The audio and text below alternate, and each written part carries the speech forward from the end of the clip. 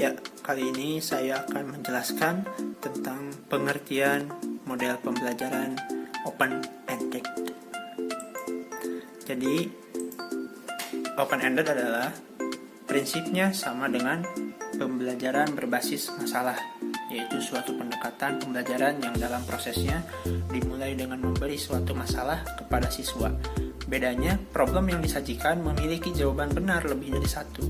Problem yang memiliki jawaban benar lebih dari satu disebut problem tak lengkap atau problem open-ended atau problem terbuka. Contoh penerapan problem open-ended dalam kegiatan pembelajaran adalah ketika siswa diminta mengembangkan metode, cara, atau pendekatan yang berbeda dalam menjawab permasalahan yang diberikan dan bukan berorientasi pada jawaban akhir. Dihadapkan dengan problem open-ended, siswa tidak hanya mendapatkan jawaban, tetapi lebih menekankan pada cara bagaimana sampai pada suatu jawaban. Pembelajaran dengan pendekatan open-ended biasanya dimulai dengan memberikan problem terbuka kepada siswa. Kegiatan pembelajaran membawa siswa dalam menjawab pertanyaan dengan banyak cara dan mungkin juga dengan banyak jawaban, sehingga mengundang potensi intelektual dan pengalaman siswa dalam menentukan sesuatu yang baru. Terima kasih. Pada model pembelajaran open-ended, kita akan melakukan 5 tahapan penting, yaitu grouping, questioning, answering, discussion, presenting, dan analyzing. Pada tahap grouping, siswa dibimbing untuk membentuk kelompok. Kemudian maju kepada tahap selanjutnya, yaitu questioning and answering. Questioning ini guru akan memberikan pertanyaan-pertanyaan open-ended yang memiliki jawaban-jawaban yang bervariasi. Kemudian jawaban dari siswa pun akan bervariasi.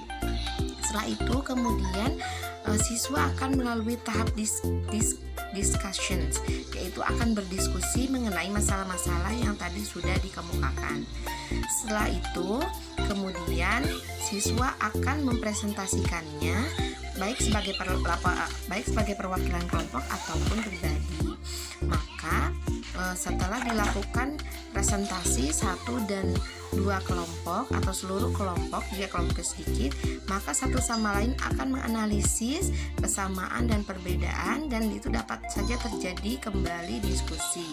Setelah itu baru dari hasil analisis itu siswa dan guru akan sama-sama mengkonfirmasi kesimpulan dari pembelajaran atau pemerolehan pengetahuan dengan menggunakan model open-ended atau pertanyaan yang mendapatkan jawaban dan memungkinkan jawaban lebih dari satu.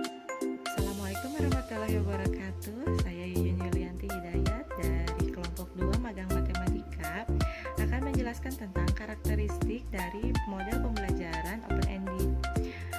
Ada 5 poin, yaitu yang poin pertama adalah siswa diberi keleluasaan untuk menggunakan strategi masing-masing dalam menyelesaikan masalah yang disajikan. Yang kedua, masalah yang disajikan siswa sering temui atau bersifat kontekstual. Yang ketiga, permasalahan yang disajikan memiliki keterbukaan dalam proses penilaian, terus hasil penilaian, serta pada hasil pengamatan masalah itu sendiri. Yang keempat, proses KBM dirancang untuk mengakomodir kemampuan siswa, serta minat siswa dalam proses pembelajaran open-ended. Yang poin terakhir adalah pemahaman siswa diarahkan dalam KBM itu supaya pembelajarannya bisa secara eksploratif dan manipulatif.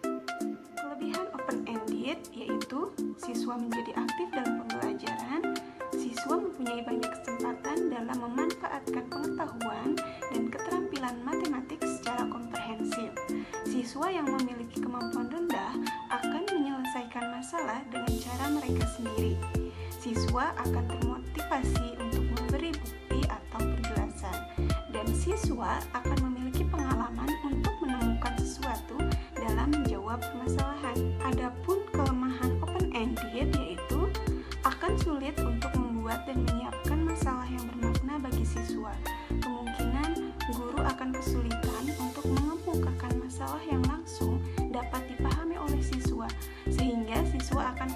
kesulitan juga dalam merespon masalah yang diberikan. Siswa dengan kemampuan tinggi bisa merasa ragu atau mencemaskan jawaban mereka. Dan mungkin ada sebagian siswa yang merasa bahwa kegiatan pembelajaran tidak menyenangkan karena kesulitan yang dihadapinya.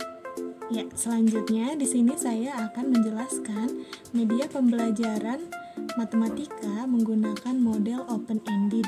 Nah, untuk diketahui, jadi media pembelajaran itu bergantung pada materi yang akan disampaikan dan juga bergantung pada kreativitas guru. Jadi, guru di sini dituntut untuk lebih kreatif dan juga mencari inovasi-inovasi yang lebih relevan untuk media pembelajarannya. Nah, di sini saya akan sedikit menjelaskan beberapa media pembelajaran yang bisa digunakan pada pembelajaran menggunakan model open-ended. Yang pertama itu jadi ada yang namanya Visual Basic Application for Excel.